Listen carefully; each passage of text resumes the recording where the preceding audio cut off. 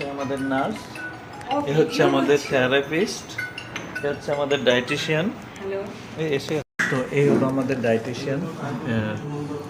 High করে দাও। আর এ হচ্ছে আমাদের অ্যাকাউন্টেন্ট। আর আমাদের এই হচ্ছে স্টকিস। এই যে স্যার, একটু হাই করে দিন।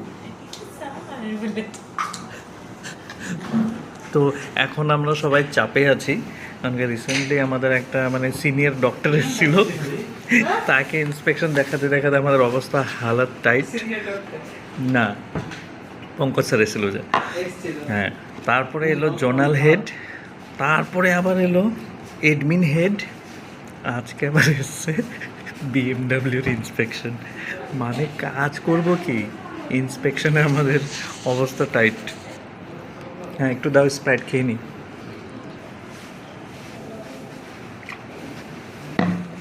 চলুন দেখি কি বলে।